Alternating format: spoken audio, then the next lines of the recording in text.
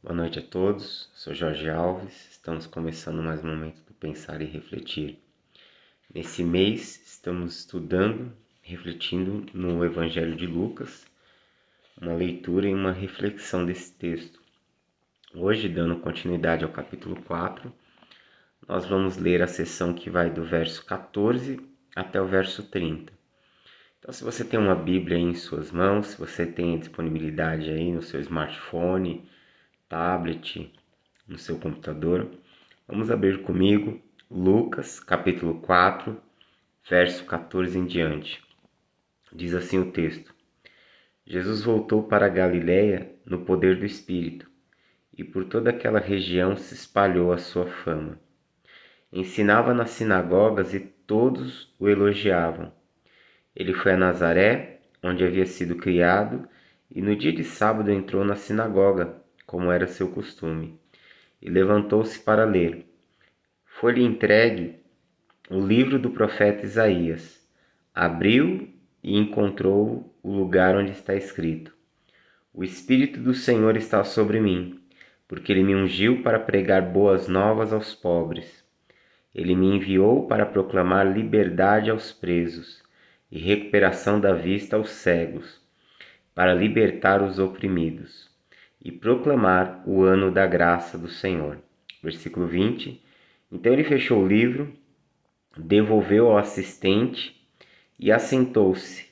Na sinagoga todos tinham os olhos fitos nele, e ele começou a dizer-lhes: Hoje se cumpriu a escritura que vocês acabaram de ouvir. Todos falavam bem dele e estavam admirados com as palavras de graça que saíam dos seus lábios. Mas perguntavam: Não é este o filho de José? Jesus lhes disse: É claro que vocês me citarão este provérbio: Médico, cura-te a ti mesmo. Faze aqui em tua terra o que ouvimos que fizeste em Cafarnaum. Continuou ele: Digo-lhes a verdade, nenhum profeta é aceito em sua terra. Asseguro-lhes que havia muitas viúvas em Israel no tempo de Elias, quando o céu foi fechado por 3 anos e meio, e houve uma grande fome em toda a terra. Contudo, Elias não foi enviado a nenhuma delas, senão uma viúva de Sarepta, na região de Sidom. Também havia muitos leprosos em Israel no tempo de Eliseu, o profeta. Todavia nenhum deles foi purificado, somente Naamã, o sírio. Todos que estavam na sinagoga ficaram furiosos quando ouviram isso. Levantaram-se, expulsaram-no da cidade e o levaram até o topo da colina sobre a qual fora construída a cidade, a fim de atirá-lo o precipício abaixo.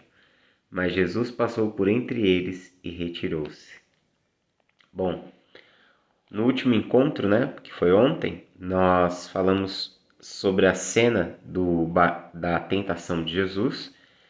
E quando a gente leu, o capítulo 4, verso 1, dizia assim: Jesus, cheio do Espírito Santo, voltou do Jordão, e foi levado pelo Espírito ao deserto. E o texto no verso 14, que nós acabamos de ler nesse parágrafo, diz assim: Jesus voltou para a Galiléia no poder do Espírito Santo, e por toda aquela região se espalhou a sua fama.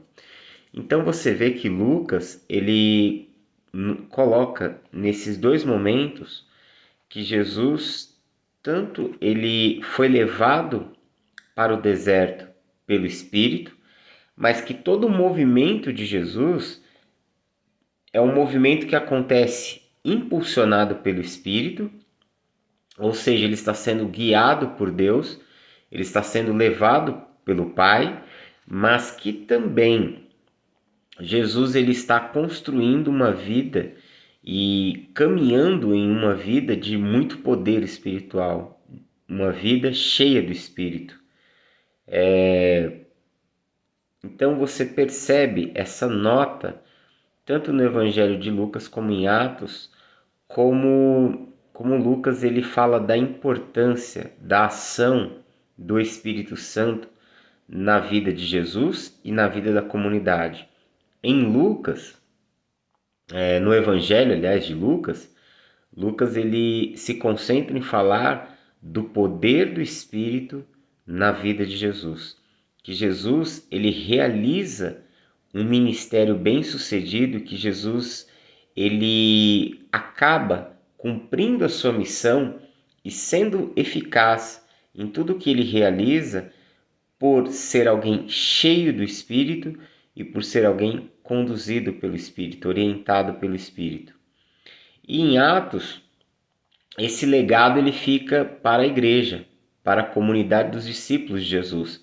Agora, os discípulos de Jesus são aqueles que recebem o Espírito, são aqueles que recebem o poder, a vida do Espírito, e a partir daí eles caminham nessa nova realidade. E aí a igreja consegue cumprir a sua missão, a igreja consegue ser bem-sucedida, exatamente porque, a exemplo de Jesus, ela caminha no poder do Espírito.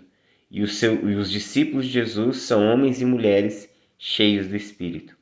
Então você percebe que na teologia de Lucas, a teologia do Espírito Santo, ela é uma teologia sempre presente, sempre muito viva, muito ativa. Com isso ele quer dizer que a comunidade de Jesus, ela precisa ser uma comunidade que vive em comunhão com Deus, que vive em comunhão com Jesus, para que possa cumprir a missão de Jesus. E sem essa comunhão, sem essa unidade com Jesus, sem esse poder espiritual que vem de Cristo sobre nós, a igreja ela não consegue ser eficaz em sua missão.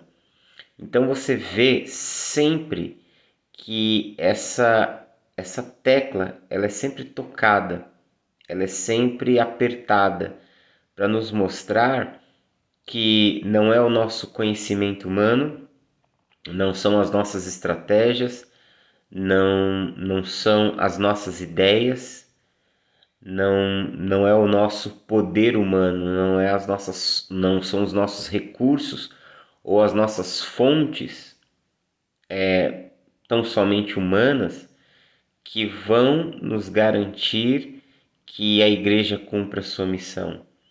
Todas essas coisas elas podem vir em apoio, elas podem ser complementares, mas na verdade a igreja ela cumpre a sua missão se os seus membros, se as pessoas, elas construíram uma vida com Deus, uma vida de comunhão com Deus, uma vida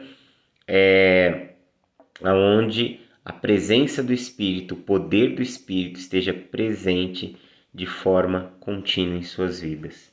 E aí ele começa a mostrar o quê? Que Jesus ele foi ao deserto, ele está vindo agora da região do deserto, ele sai do Jordão.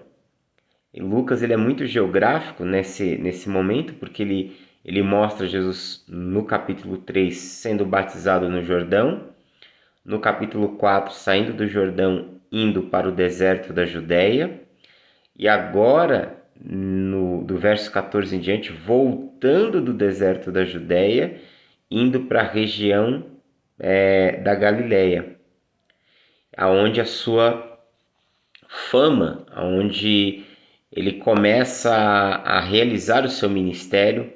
O Evangelho de Mateus complementa isso no capítulo 4, verso 17, falando que Jesus percorria todas as aldeias da Galileia, ali da região da Galileia, ensinando, curando e anunciando o reino de Deus. Então, isso fez com que a fama de Jesus se tornasse crescente naquela região. E aí, o verso 15 diz, ensinava nas sinagogas. Lucas é bem sucinto em falar isso. Ele fala, ensinava nas sinagogas e todos o elogiavam. O que são as sinagogas? As sinagogas são casas de estudo das escrituras hebraicas. As sinagogas são lugar de oração e de estudo no judaísmo, até os dias de hoje. São chamados de Beit Midrash, casa de estudo, casa de aprendizado. As sinagogas elas surgiram na época do cativeiro babilônico, quando Israel foi levado como escravo pelos babilônios por volta de 586. e eles só voltaram à sua terra, de fato, né, para reconstruí-la por volta de 535 em diante. E o período que eles ficaram lá, na verdade, em 535 eles receberam o decreto para voltar, mas eles nem todos voltaram, aliás, a maioria não voltou, né? E você vai ver que somente depois, por volta no quinto século ali, quarto século, que eles começam a retornar de fato, alguns, para reconstruir a cidade. Tanto que você vai ver isso nos livros de Esdras, Neemias, nos livros de Ageu, Zacarias, né? É onde isso é apresentado. Bom, as sinagogas, elas, já que os judeus estavam fora de Israel, eles precisavam, e não tinham mais o templo, porque o templo havia sido destruído, eles estavam isolados da sua terra, eles precisavam se reunir para continuarem a sua vida de fé, para estudarem as escrituras, para orarem. Então aí foram surgindo na Babilônia mesmo, no cativeiro, né, nessa época do exílio, que foram nascendo as sinagogas, que eram essas casas onde as pessoas se reuniam para orar e estudar as escrituras. As sinagogas também se tornaram o quê? Um lugar de alfabetização das crianças, lugar onde as crianças elas aprendiam a ler e escrever. Tanto que nesse período em Israel, nos dias de Jesus, as pessoas, basicamente, quase a totalidade das pessoas, dos judeus, das pessoas de Israel, sabiam ler e escrever pelo impacto positivo que a sinagoga gerou na educação do povo de Israel. Então, a sinagoga ela surgiu de uma necessidade, porém, ela se tornou um marco na educação.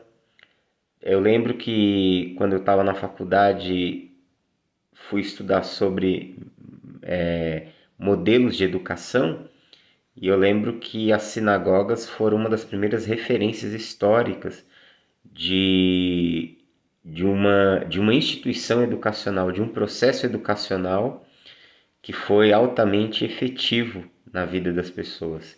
E até hoje as sinagogas elas carregam essa essa vertente, né? Tanto que a formação de um judeu praticante, de um judeu piedoso, passa desde a sua infância pela sinagoga, pelos Beit Midrash, por essas casas de estudos. Depois eles vão estudar em yeshivás, né? Que são escolas mais avançadas, com níveis de faculdade, onde eles não só aprendem algumas profissões, mas as yeshivás eles colocam num conhecimento mais profundo acerca das escrituras, da tradição e tudo mais. As yeshivás elas acabam preparando, né, os chamados rabinos ou os estudiosos das escrituras hebraicas, ok? As sinagogas nos dias de Jesus elas estavam espalhadas por todo Israel e normalmente eles se reuniam no sábado, né, o sábado judaico. Lembrando, começa na sexta-feira à noite, no pôr do sol da sexta-feira à noite, e termina no pôr do sol do sábado. Normalmente eles se reuniam no sábado pela manhã, nas sinagogas, ainda acontece até os dias de hoje, para prestarem culto a Deus, para estudarem as Escrituras. E o texto no verso 16 diz: ele foi para a cidade de Nazaré, onde havia sido criado, sua cidade onde ele passou a sua infância. E no dia de sábado entrou numa sinagoga, como era seu costume. Veja só, Lucas ele traz essa nota, uma nota histórica e uma nota também biográfica, a gente pode perceber aqui, sobre a vida de Jesus. Lucas diz que era costume de Jesus, era uma prática de Jesus estar aos sábados na sinagoga. O que você percebe com isso? Que Jesus, ele é um judeu e ele é um judeu praticante das suas tradições. ele é alguém que ama a Torá, ama as escrituras hebraicas, ama a palavra do Eterno, até porque ele é a própria palavra do Eterno encarnada. João sintetiza isso dizendo, ele é o verbo que se fez carne e habitou no meio de nós. Mas o homem Jesus, quando nós podemos olhar, e nessa série de Lucas, eu gostaria muito que você fizesse esse olhar comigo, que o nosso olhar para Jesus não fosse um olhar somente para o Filho de Deus, não somente para o Verbo que se fez carne, não somente para o Cristo da eternidade, né? O Cordeiro que já estava na eternidade, aquele que Paulo diz que é o primogênito da criação e que por meio dele foram criadas todas as coisas. Mas a minha intenção de nós fazermos uma leitura partindo do Evangelho é exatamente para que a gente possa fazer essa leitura do Jesus histórico e fazer esse resgate da historicidade de Jesus, do homem Jesus. Então, o Jesus histórico, e quando eu falo do Jesus histórico, estou falando do homem Jesus, da pessoa de Jesus. Jesus era um judeu que praticava as ordenanças do judaísmo. Jesus era um praticante da Torá. Jesus era um praticante de tudo aquilo que era a palavra de Deus. Então, ele frequentava a sinagoga. E esse não era um costume de Jesus, mas também um costume de todos os judeus piedosos, todos os judeus que amavam o Senhor, que amavam a palavra do Senhor. E aí o texto diz que, a partir no verso 16, né, a continuação do verso 16, diz, e levantou-se para ler. Foi-lhe entregue o livro do profeta Isaías. O que acontecia? As sinagogas, normalmente, elas abriam espaços para dois tipos de pessoas. Para os mestres, para pessoas autorizadas, professores autorizados, ou seja, que estudaram aos pés de um rabino, que estudaram, que foram formados ali pelo Sinédrio, que pertenciam ali ao grupo, né, dos fariseus, ou os mestres, né, os mestres, os escribas. Mas também nas sinagogas era possível que uma pessoa que não tinha uma instrução formal, que não tinha uma instrução acadêmica, pudesse ler as escrituras e explicar as escrituras. Por quê?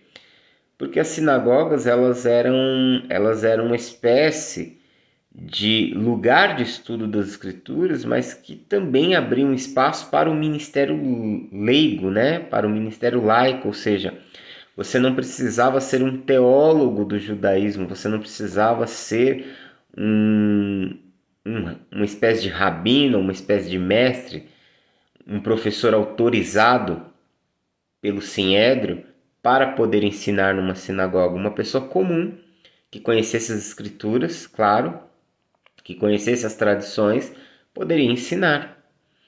E por que eu estou falando sobre a sinagoga? Porque a igreja, quando a gente chegar no livro de Atos e espero em Deus, terminando o Evangelho de Lucas, nós irmos para o livro de Atos. Eu gostaria muito, esse é o meu desejo, de fazermos essa leitura de Lucas, Atos, juntos, né? Terminando um, passando por outro, porque, na verdade, é uma obra só.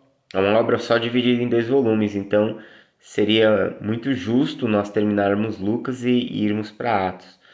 Você vai ver que em Atos, a igreja, ela surge de dentro do judaísmo.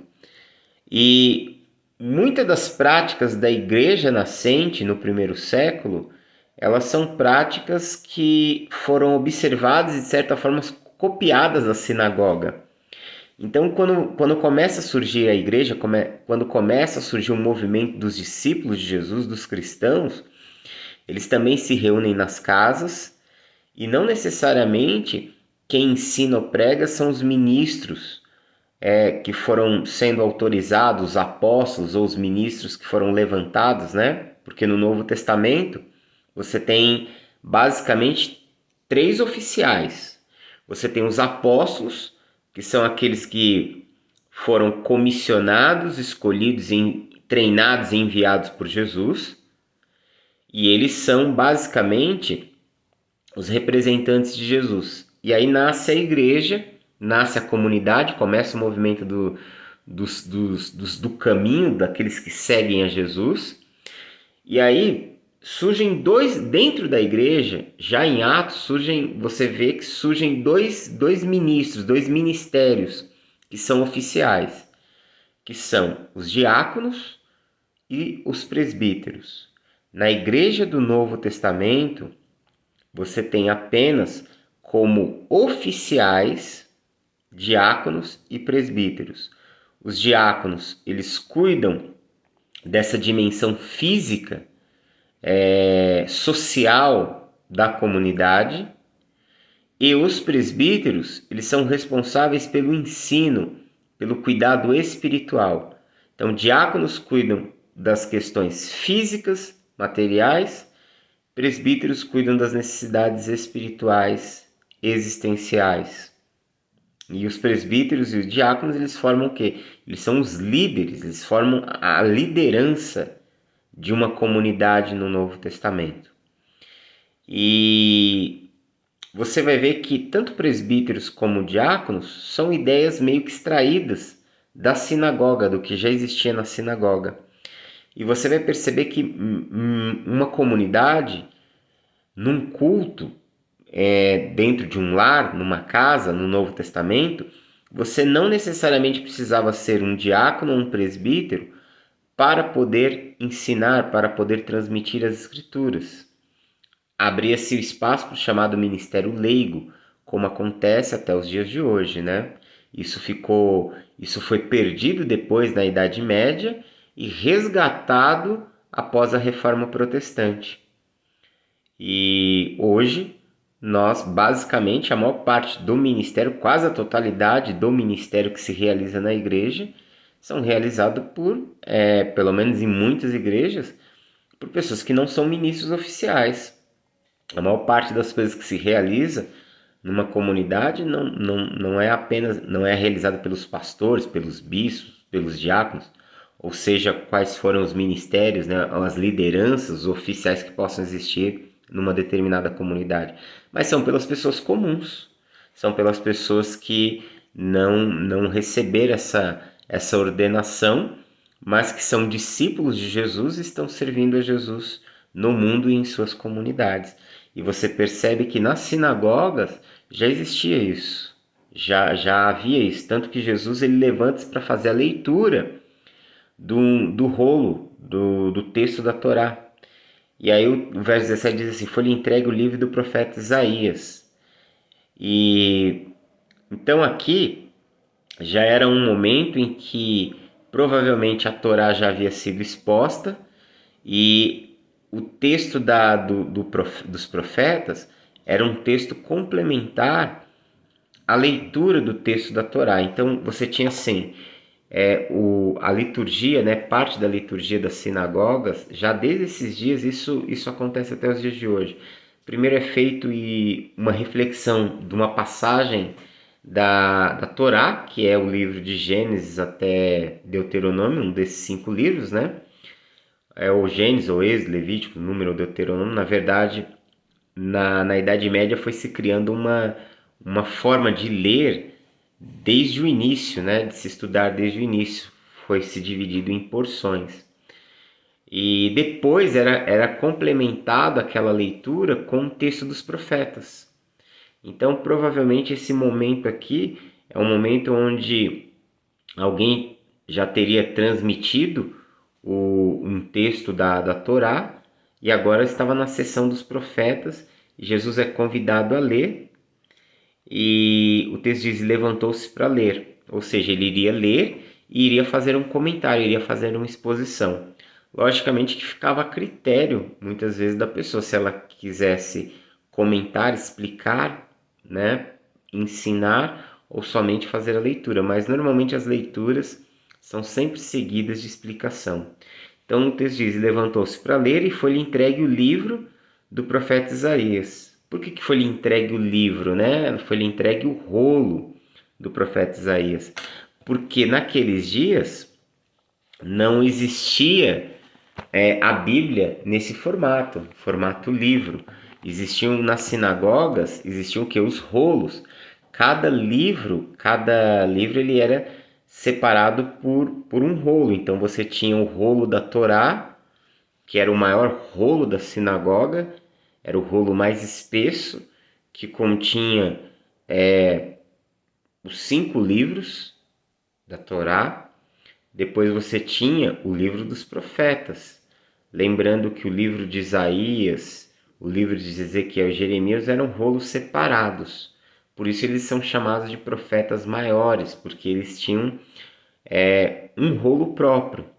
Já os outros 12, que na nossa consideração hoje é chamado de profetas menores, o livro dos 12, que em hebraico é chamado Teracer, o livro dos 12 ele está num rolo só. Então você tem de Oséias até Malaquias num único rolo. Entendeu? O livro dos 12 é um único rolo. E esses profetas maiores, Isaías, Jeremias e Ezequiel, eles têm um rolo para cada um. Então foi-lhe dado o rolo do profeta Isaías, foi aberto e Jesus abriu e o encontrou o lugar onde está escrito. Por que encontrou o lugar? Porque, na verdade, o rolo em si, ele não tem capítulos nem versículos. Normalmente, as pessoas decoravam, os rabinos, os mestres decoravam por uma determinada letra, ou por um determinado acento, ou eles decoravam mesmo onde estava ali, em que momento, em que lugar do rolo estava determinada passagem, ok? Era algo que demandava uma memória visual muito grande. E aí o texto diz: e abriu e encontrou o lugar onde está escrito: o Espírito do Senhor está sobre mim, porque ele me ungiu para pregar boas novas aos pobres, me enviou para proclamar liberdade aos presos, recuperação da vista aos cegos, para libertar os oprimidos e proclamar o ano da graça do Senhor. Nas nossas Bíblias, hoje, esta passagem se encontra em Isaías capítulo 61, versículos 1 e 2. Esta aqui é uma profecia messiânica. Quando Isaías profere isso, logicamente, é uma seção em Isaías que o profeta poderia estar falando dele, o profeta poderia estar falando da nação de Israel, mas começou-se a interpretar, depois do cativeiro, que esta profecia ela apontava para o Messias, que o Messias ele seria essa figura, que o Espírito de Deus estaria sobre ele, ou seja, que ele seria alguém enviado da parte de Deus com uma missão especial. Por quê? Porque o Espírito estar sobre alguém, o Espírito do Senhor estar sobre a vida de uma determinada pessoa, no Antigo Testamento, era uma ação exclusiva, era uma ação singular. O Espírito não estava sobre todos. O Espírito do Senhor vinha e habilitava, capacitava pessoas específicas que eram escolhidas por Deus para cumprir uma determinada missão. Então, o Messias seria alguém escolhido por Deus com a missão de ser o rei, de ser o libertador. Então, o texto diz: o Espírito do Senhor está sobre mim, porque ele me ungiu. E o que quer dizer ungir? A ideia de ungir, logicamente, a palavra ungir, né, em hebraico, dá a ideia exatamente de derramar óleo, de derramar óleo sobre alguém, de derramar algo sobre alguém, de algo que é derramado, né? A unção com óleo, ou seja, o óleo está sendo derramado sobre alguém. Porém, a ideia de ungir, do Espírito ungindo, significa sempre que o Espírito ele está capacitando, que o Espírito ele concede habilidades, que o Espírito concede favores a uma determinada pessoa. Quando você lê o texto lá em 1 Samuel 16 da unção de Davi, diz que o texto que o Espírito do Senhor se apoderou de Davi ou tomou posse de Davi. Eu já li uma versão bem antiga mesmo, que dizia assim: e o Espírito do Senhor possuiu Davi. E sempre quando a gente lê isso, nos dá a ideia de uma habitação do Espírito dentro da pessoa. E não era isso exatamente o que acontecia no Antigo Testamento. As pessoas elas não eram habitadas pelo Espírito, porque aquela palavra que diz que o Espírito se apoderou de Davi, ou como a versão que eu li bem antiga, possuiu a Davi, a palavra ali é netzha. A ideia da palavra ali significa habilitar, conceder habilidades. Se você lê sobre o momento em que Davi foi ungido, o texto diz que o Espírito se apoderou dele, para o momento em que ele é apresentado ao rei Saul, o soldado que apresenta, que faz menção, o súdito de Saul que faz menção acerca de Davi, até porque Saul já estava doente, e aí um dos seus serviçais diz para Saul que ele conhecia alguém que tocava habilidosamente uma harpa, que poderia ajudar no processo de cura ou de terapêutico, né, de Saul, porque ele estava sendo atacado por um estado de loucura. Então apresentam-lhe Davi como sendo um músico extremamente habilidoso, como sendo um homem extremamente forte. Ou seja, a forma como é apresentada a força de Davi é muito parecida até quase com a apresentação que se faz da força de Sansão, que ele já havia enfrentado animais, que ele era um homem de palavras sábias, que colocava muito bem as suas palavras. Ou seja, Davi é apresentado para Saul por meio das suas qualidades, por meio das suas habilidades. E aonde lhe foram concedidas essas habilidades? São habilidades que o Espírito concedeu a ele.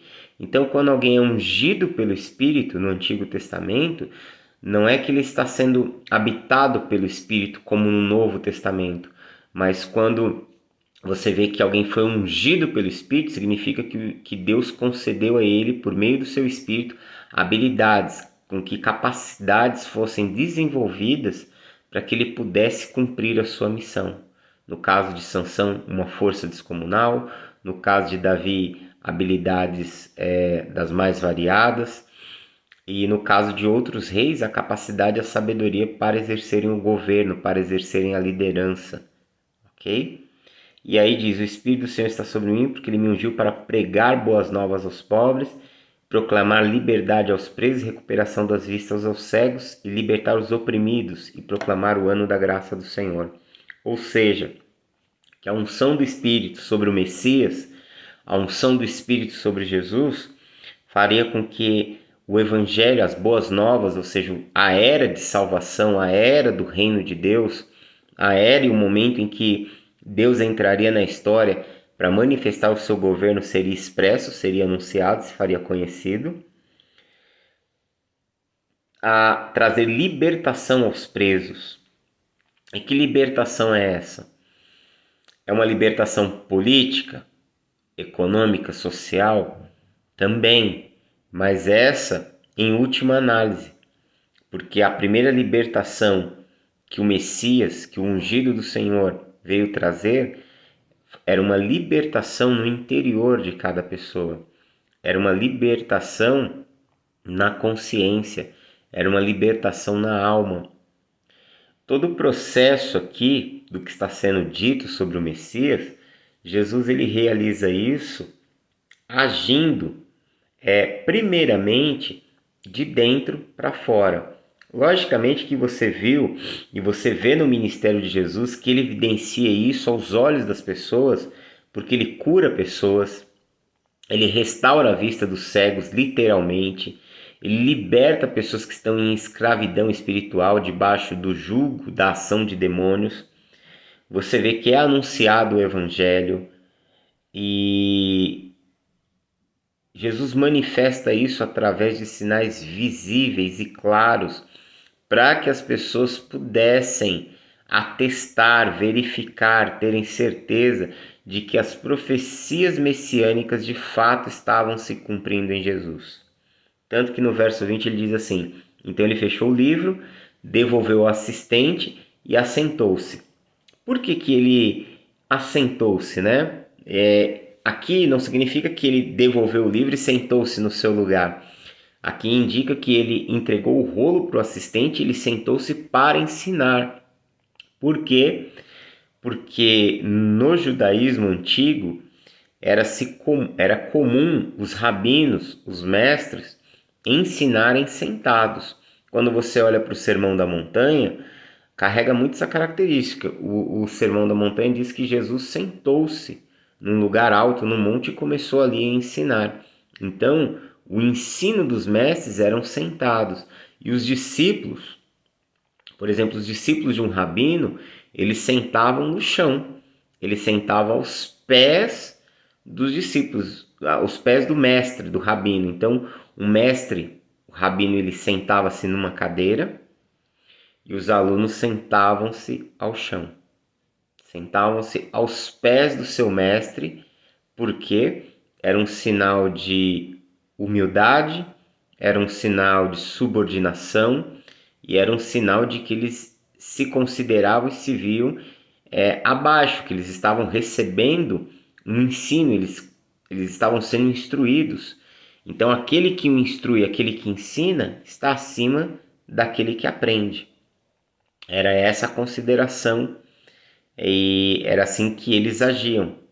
Tanto que os discípulos eles estavam ali para limpar os pés do seu mestre. Quando Jesus toma a atitude lá na ceia da Páscoa de lavar e limpar os pés dos discípulos, Jesus está fazendo o contrário do que normalmente o que era comum na relação mestre-discípulo, porque eram os discípulos que limpavam os pés dos mestres. E Jesus ele ensina o contrário e depois ele aproveita e ensina uma lição valiosíssima, ok? Então ele fechou o livro, assentou-se e aí o texto diz assim: na sinagoga todos tinham os olhos fixos em Jesus e ele começou a dizer-lhes: hoje se cumpriu a escritura que vocês acabaram de ouvir. Então ele estava dizendo que aquela profecia, que aquela mensagem messiânica estava se cumprindo em Jesus. Ele estava dizendo que ele era esse Messias. Lembra que o texto começa dizendo que Jesus já era conhecido, que a fama de Jesus já havia se estendido. Então ele se apresenta como esse Messias, as pessoas ficam extremamente admiradas com o seu ensino, com a palavra que ele transmite, e aí alguns começam a questionar, mas não é esse o filho de José? Tipo, como pode ser ele o Messias? Como pode ser ele o rei? Porque sabiam de onde José era, sabiam que José havia vivido ali em Nazaré, muitos haviam acompanhado ali a criação de Jesus, sabiam que Jesus era o filho de um carpinteiro e que exerceu o mesmo ofício do pai por muito tempo.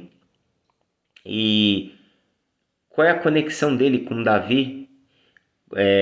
Ele não é rico, ele não vem de uma linhagem nobre. E aí, como funciona? E exatamente nesse momento aqui, começa a se questionar o quê? A origem de Jesus e começa a colocar em xeque se de fato essas palavras de Jesus elas eram verdadeiras, elas eram confiáveis. E Jesus ele responde a isso. O verso 23 diz assim: Jesus lhe disse: É claro que vocês me citarão esse provérbio: médico, cura-te mesmo. Faze aqui em tua terra o que ouvimos que fizeste em Cafarnaum. E aí continuou ele: digo-lhes a verdade, nenhum profeta é aceito em sua terra. Asseguro-lhes que havia muitas viúvas em Israel no tempo de Elias, quando o céu foi fechado por 3 anos e meio e houve uma grande fome em toda a terra.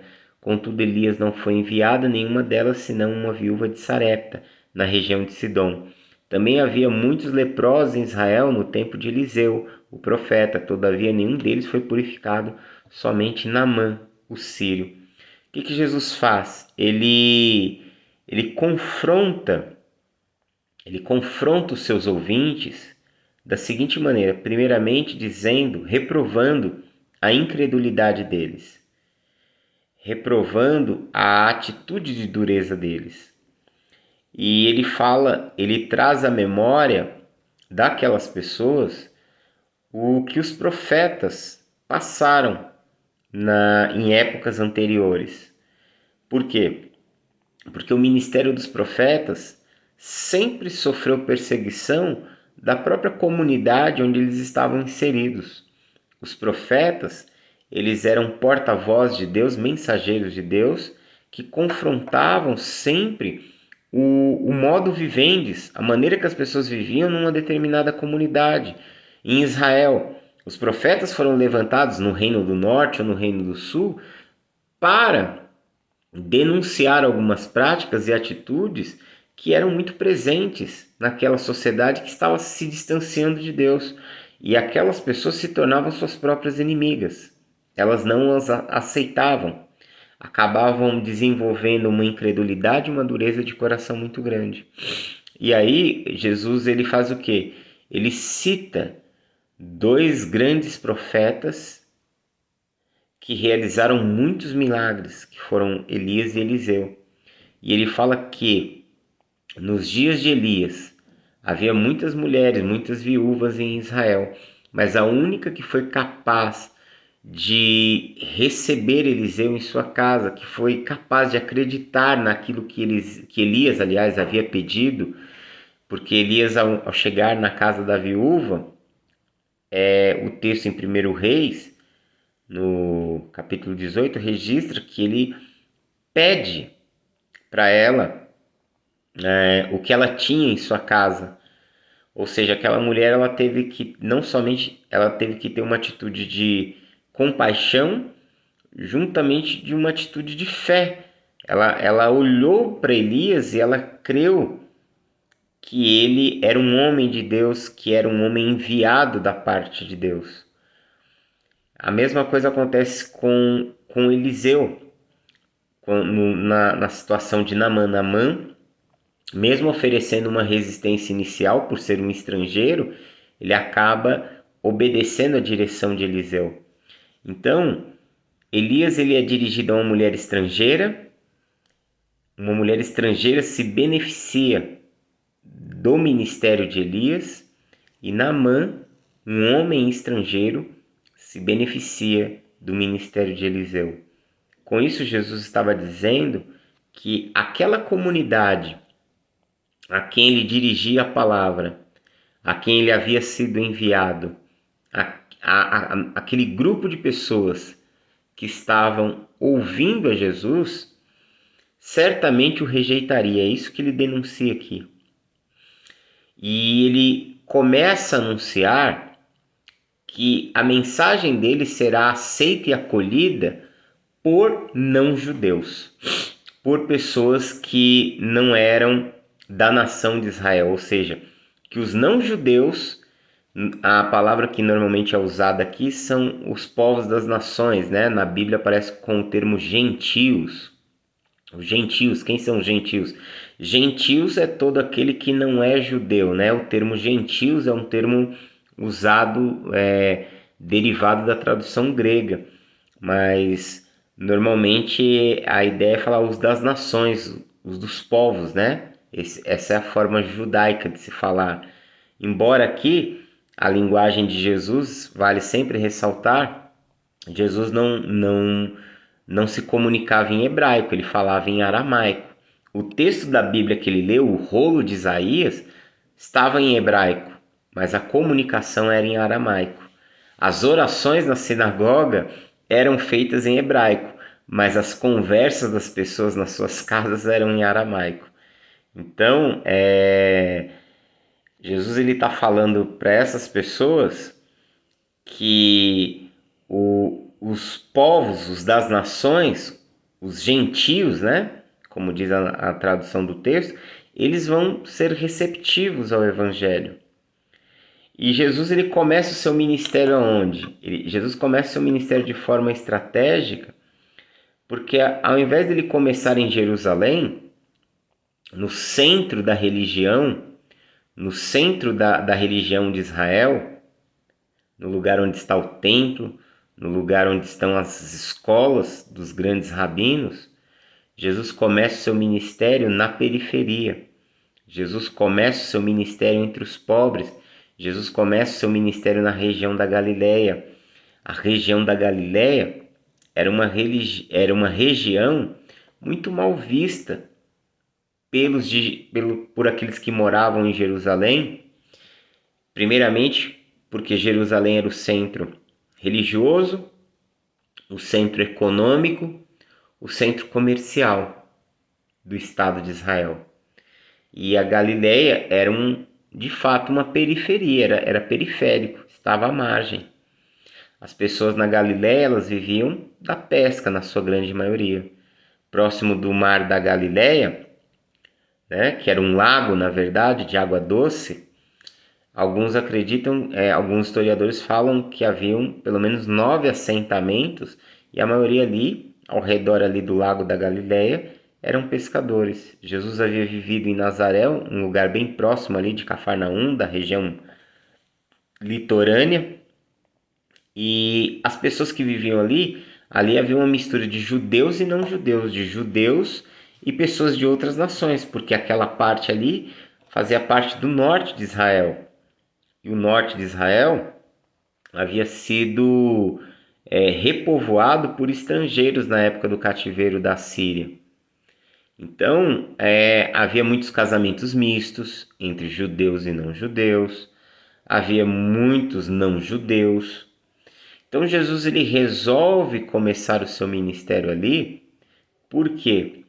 Porque ali seria um lugar onde não havia tanta resistência como haveria em Jerusalém.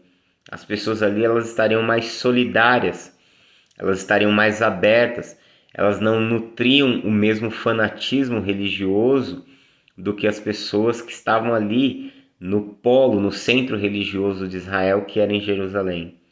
Jesus começa seu ministério na região da Galileia também por ser o lugar de pobreza, por ser o lugar de necessidades, por ser o lugar onde as pessoas sofrem rejeição, onde as pessoas sofrem marginalização, onde as pessoas são colocadas de lado.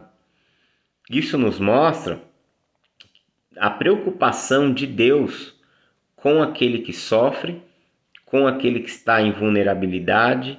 Isso mostra a preocupação de Deus com aquele que está sofrendo, com aquele que é rejeitado, com aquele que é colocado de lado. E mesmo aqui na sinagoga, quando Jesus sofre essa oposição, ele sofre dos judeus. Por isso ele confronta eles dizendo que os não-judeus, que os povos das nações receberão e acolherão com muito maior facilidade a mensagem dele. Isso gera o quê? Ódio, hostilidade. O verso 28 diz: todos que estavam na sinagoga ficaram furiosos quando ouviram isso. Levantaram-se, expulsaram-no da cidade e o levaram até o topo da colina sobre a qual foi construída a cidade, a fim de atirá-lo precipício abaixo. Então as pessoas, naquele momento, aquilo trouxe uma revolta, um ódio tão grande que as pessoas se levantaram e naquele momento já quiseram arrancá-lo da sinagoga, já o tiraram da sinagoga, já o expulsaram da cidade, já queriam levá-lo, lançá-lo precipício abaixo. E aí o verso 30 termina dizendo: mas Jesus passou por entre eles e retirou-se. Como Jesus conseguiu passar por eles? No meio daquela confusão toda, Por mais que Jesus fosse conhecido, nem todas as pessoas conheciam Jesus. Jesus ele conseguiu se infiltrar ali no meio daquela confusão toda, e ele conseguiu passar despercebido no meio dessa situação. Agora, uma coisa interessante, uma nota interessante para a gente encerrar aqui, é que Jesus ele sabia da sua missão. O texto está sempre dizendo que Jesus ele está se movendo no poder do Espírito, que é um poder avassalador, que é o poder que faz com que mortos venham à vida, com que cegos voltem a enxergar, com que paralíticos voltem a andar. É o mesmo poder que ressuscitou a Jesus dentre os mortos. Jesus ele poderia ter agido de uma outra forma, ele poderia ter se utilizado do seu poder, ele poderia ter debatido, ele poderia ter confrontado esses homens, mas Jesus apenas se retirou e deixou-os para trás. Isso nos ensina uma lição muito importante sobre como podemos lidar com algumas situações em nossas vidas. Às vezes nós queremos debater, lutar, guerrear. Às vezes nós queremos se utilizar de alguma influência ou de algum poder que a gente possa ter para tentar resolver uma situação.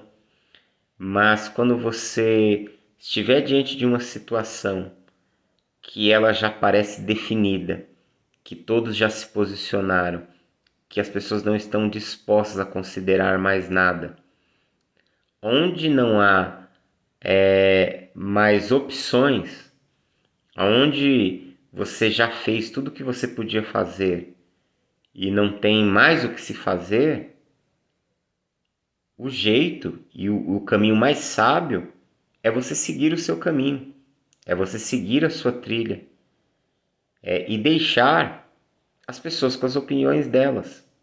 O próprio Jesus não as quis convencer, não quis aqui debater com elas, não quis insistir com elas.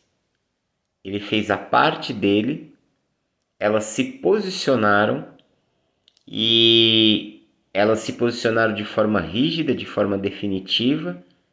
Eles achavam que o posicionamento deles era o posicionamento correto. Então Jesus, ao olhar para aquele posicionamento, ele deixou que eles ficassem com aquela atitude. Ele deixou que aquelas pessoas ficassem com a sua forma de pensar, com o seu posicionamento, e ele seguiu. Isso nos ensina, então, que nós vamos encontrar, não é que não haja resistências e obstáculos na vida, mas que você deve trabalhar e investir e que você deve agir de uma forma mais concentrada, empenhar os seus esforços, aonde de fato você vai poder colher resultados. Mesmo tendo resistências, mesmo tendo dificuldades, mas em lugares ou em situações que você perceba que aquilo, de alguma forma, é produtivo. Se não for, não adianta ficar dando murro em ponta de faca. Não adianta não adianta tentar ficar lutando com uma situação que não vai mudar. Você vai se desgastar, você vai se ferir, você vai perder um tempo na sua vida que poderia estar fazendo algo que de fato vale a pena, e você vai acabar frustrado.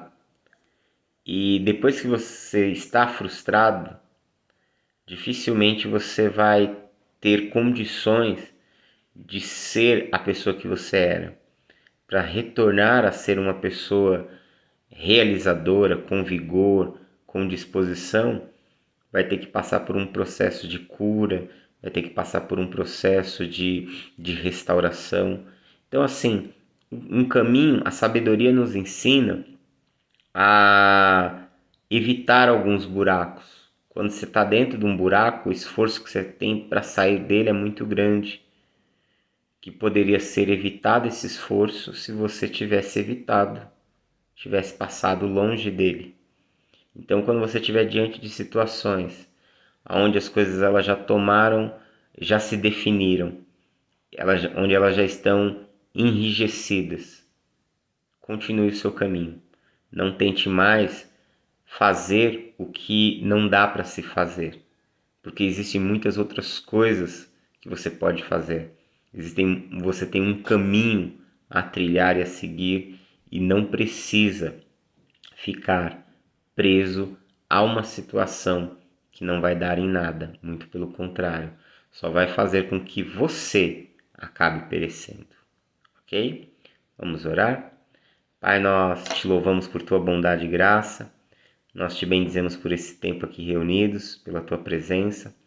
Peço que abençoe os teus filhos, que o Senhor os capacite, que o Senhor os guie, que a tua graça, Senhor, os fortaleça, que a tua presença esteja sobre eles. Concede-lhes, ó Pai, um tempo de descanso em paz em tua presença, e que o Senhor possa orientá-los e guiá-los para viver um novo caminho, uma nova história, uma nova realidade. Te louvamos e te agradecemos por tudo em nome de Jesus. Amém? Deus abençoe em Cristo, um forte abraço e até mais.